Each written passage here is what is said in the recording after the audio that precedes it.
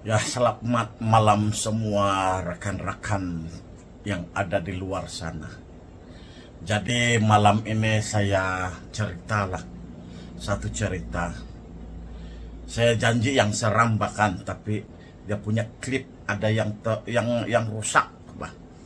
Jadi saya ceritalah satu cerita lain yang ini pun boleh kata seram juga lah. Malumlah kan kejadian dulu-dulu. Yang ini mungkin berlaku lebih kurang adalah 40 tahun yang lalu, waktu saya bujang lagi masa itu. Umur saya dalam sekitar mungkin 17 tahun begitulah. 17, 18, mungkin 19 tahun. Lepas tingkatan 6. Jadi ini pun berlaku di kebun juga. Waktu dulu kan saya memang kalau pasal hutan ini, pendek kata hutan ini saya punya labah. Kan saya suka menjelajah hutan juga, buat perangkap. Orang bilang buat jebakan hewan. Itu saya punya ekspertis juga itu. Dan waktu di kebun kan, maklumlah orang kampung dulu tanam macam-macam. Jadi adalah satu masa itu kita tanam ubi kayu. Besarlah sudah ubi kayu nih. Tapi kalau ubi kayu sudah besar di kawasan dikelilingi hutan, indah selamat, bah. Datanglah ini jentolak yang ada 4 kaki punya. Satu family. Dia datang radu semua. Banyak pokok ubi kayu itu tumbang satu malam. Dia kena radu. Jadi itulah. Saya pun buat keputusan. Saya pasang jarak. Bijak betul ini hewan ini.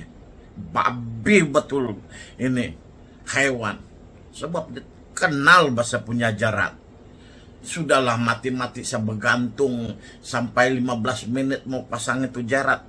Pandai dia, nampak saja, tercium-cium saja dia terus ubah laluan.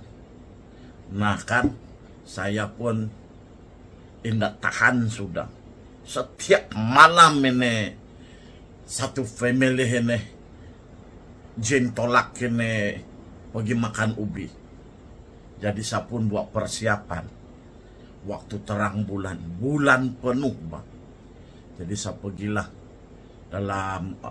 saya pergi sediakan waktu siang. Pokok itu tidak tinggi. Kalau orang kampung dulu dipanggil tombailik, mungkin kalau yang Sabahan mungkin kenal apa itu pokok tombailik. Dia cantik. Dia bagi saya pokok ini memang unik. Jadi kalau buat sarang di atas kan, wih, cantik betul. Kalau di bahagian pucuk itu kita pasang sarang, macam sarang orangutan. Nah saya pun buatlah, pergi buat sarang di atas pokok tombailik ini. Apalagi saya pun pergi tunggu.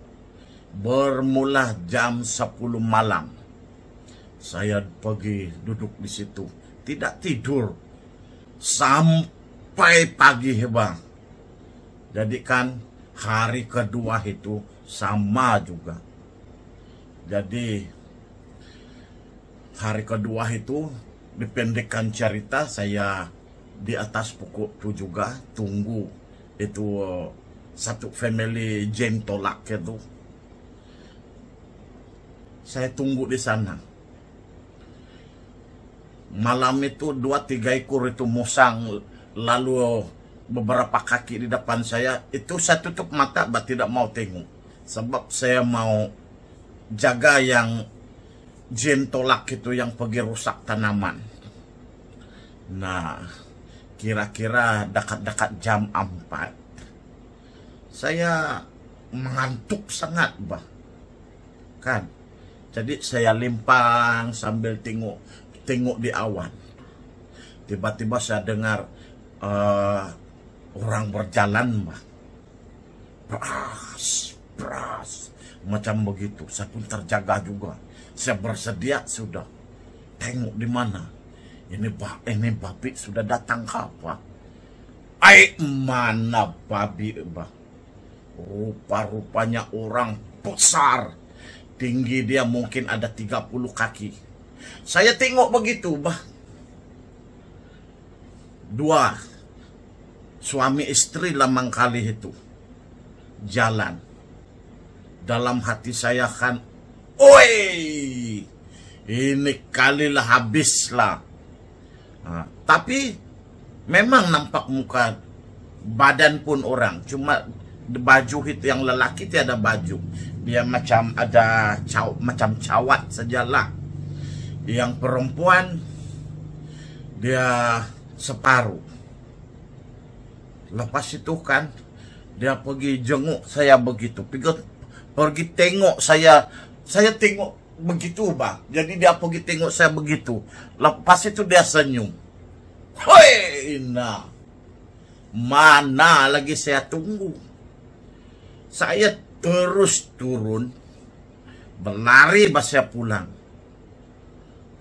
Hoyo. Itulah pengalaman saya di sana. Masih lagi jelas.